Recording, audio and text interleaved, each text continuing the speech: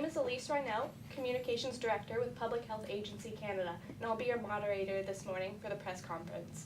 Today on our panel we have Mackenzie Mumby, Chief Public Safety Officer, Monica Vella, Minister of Health, Jackson Bergman from Canadian Teachers Federation, and Andrea Strathdy from Canadian Association of Chiefs of Police.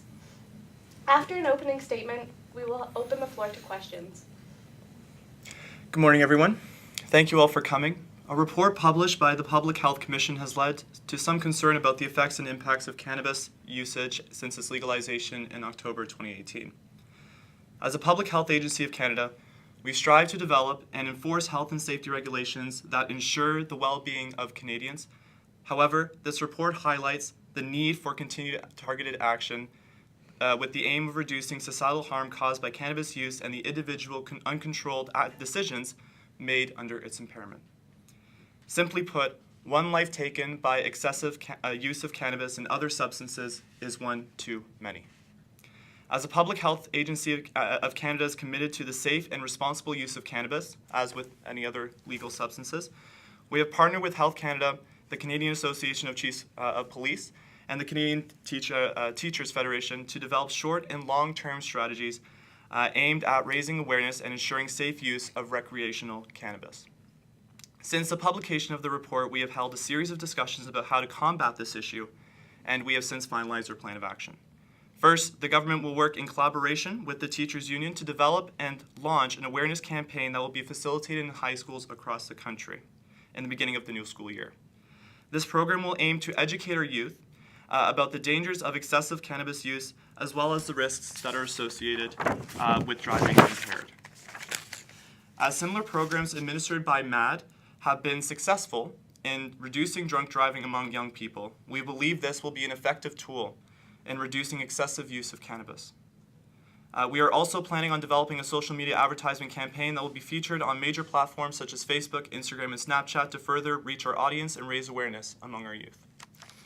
Concurrently, we will also be hosting a series of online Q&A sessions on Facebook with PHAC officials, where users can ask questions and receive verified information directly from our experts. Seeing as there is misinformation surrounding the recreational use of cannabis, we believe this is an effective method of providing the general public with accurate information and raise overall awareness. Seeing as the report identified a rising use of cannabis among teens, we will be launching a website within 1 month that displays tips and advice provided by experts so that parents can connect with their children regarding the safe use of cannabis. Finally, over the next year, we will be holding consultations with law enforcement agencies across the country to develop a national strategy to better enforce current laws surrounding impaired driving, as well as raise awareness for responsible use among motorists. I can speak for all members of the panel here today that we once again acknowledge the seriousness of the findings from this report and reaffirm our commitment of continuing to improving our awareness and education efforts across the country. In conclusion, what we aim to do is keep #CannabisSafe, Canada safe. Thank you. I would now like to open the floor to the press. Reporters, please limit yourself to one question and one follow-up, as we only have a brief time here this morning. My name's Uday Permaser from Local News 3. My question is, how will the implementation of your proposed solutions be monitored, and how will the progress be recorded? Yeah, so that's a very good question. Thank you for asking.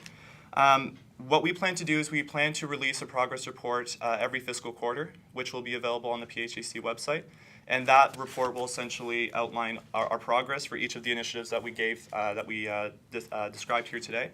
And we'll make that available to you, and we'll also send you guys, if you provide us with your emails and contact information, we'll gladly send you that information and notify you when that information becomes available. Thank you. Antonio? My name is Antonio, and my question goes to the Minister of Health. And my question is, what will the Government of Canada do? What precautions will they take to prevent and reduce the cannabis-related hospitalizations and emergency visits? Well, thank you for your question, Antonio. So it's clear here that harm prevention and reduction is key to ensure that the vulnerable population stays out of hospitals and stays out of hospital visits, and that we prevent that from being the first point of interaction when we are dealing with cannabis. And like Mackenzie has iterated in the beginning, we think the key to this is consultations with the parents, because the people who are at risk are the vulnerable population, students in high school, in college. And we also think that these educational programs, enforcing them in and continuing to force them in high schools and such, is a real key to the youth understanding the harm and what can come from cannabis, and how to use it safely. So we really do think that that's the first line of approach here, and keeping them out of hospitals and in their homes safe. Okay, thank you. Sandos? Hi, so my name is Sonos Mutar. I have a question for the Minister and Chiefs of Police. So what will the police do to prevent cannabis-related car accidents? And what methods will they use to identify and convict people driving with the substance, on the substance? So first of all, we're going to launch a public awareness campaign using social media to educate the public about safe use of cannabis to reduce driving under the influence. And second of all, we're going to be working with local law enforcement agencies to improve enforcement mechanisms and consulting with other jurisdictions to see how we can best tackle that issue. Laura, do you have a question? Yes, when you first learned that when the report came back that it's so high, the amount of emergency room people coming in, car accidents, you name it, it's all gone.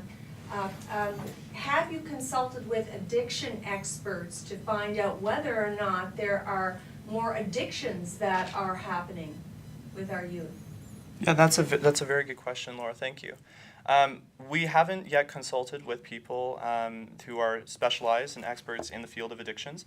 However, we are more than open to have those consultations with those people, considering that we are so adamant on building a framework that helps people to get better. In regards to how to better address and regulate the existing regulations that we have with PHAC and with Health Canada.